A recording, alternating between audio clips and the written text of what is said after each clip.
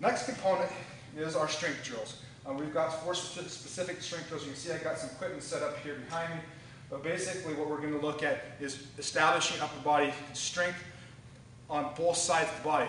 But some things people forget when they're developing pressing strength, for example, for the push-up test, is that we need to have equal and balance the back side of the body, because it's doing just as much work as the front side as far as helping to stabilize and actually helping to press as well.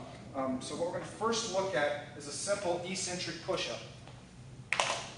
This is what we call, or I call them top-down push-ups. I'm going to set my timer here to give me a countdown on this. I'm going to show you exactly how it goes. So we're going to start from the top position. This is a great drill for developing the upper body strength that you need, especially if you cannot do push-ups, because you're developing strength by working your way down to the bottom. So again, nice straight line, much like we had the plank, so we have some kind of residual carryover from the other drill, some kind of congruency. All we're going to do, I'm going to set my timer, I'm going to come up to push-up position, and I'm going to slowly lower myself. I've got a 10-second timer, so this is going to be quite a long time. You'll hear my watch beep when I stop talking here in a second. I've come basically down. I was moving a little bit too slow there, actually. I want to come clear down to the bottom position. 10 seconds is going to be a lot for some of you. I would start with a 5 count down if that's your position. What you don't want to do, I'm going to show you a couple poor technical drills, and your indicator for those poor techniques is you're going to feel a lot of tension and arching up in the upper neck and trap where you can kind of get hunched up. So I'm going to show you something like this. So this, it's going to feel really uncomfortable right behind your upper shoulder blade area. That's something you don't want to do. You want to bring the body down as an equal unit. If you have some weakness, especially trying to get the bottom, just make the mental note to try to slow yourself down if possible. So if you get down in this position, you just can't hold it, you have to come down, that's fine, but just try to get in that position. Another key mistake many people make, and it causes that upper back tension, if they're a little bit on the weak side, is they don't want to let their elbows drift wide.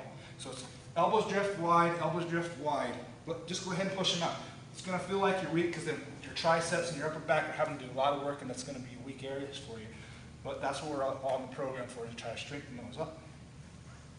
So again, the 2 things that we don't want to see is not elbows wide and getting in here and start to rotate up towards our neck, or to get that sag and not moving the body as a single unit. So that's our eccentric push-up.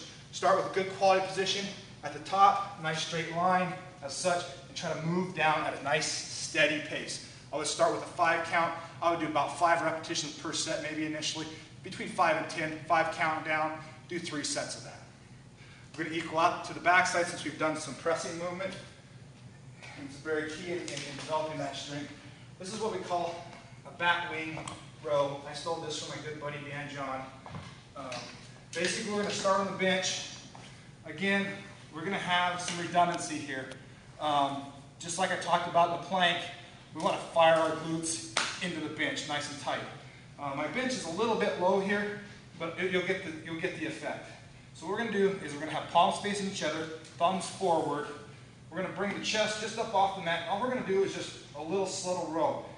If I get my cameraman to come over here and just take a look at my upper back and right between my shoulder blades and the contraction that you'll see there, you'll see exactly what should be working. So here, glutes fired in, hands on bells, and just rowing up. Nice pause, nice controlled down. Squeezing the glutes into the bench. Squeeze here, coming down. That's a movement that's going to really target the upper back muscle, the stuff that's helping us stabilize and keeping us in good alignment when we're doing our planks and our eccentric push-ups. Pretty simple drill. In this program, and if you're just starting out, use some pretty linear, basic progression protocols. 3 sets of 8 to 12, somewhere in there. It's going to help you get some strength and endurance that you're going to need for performing your APFT.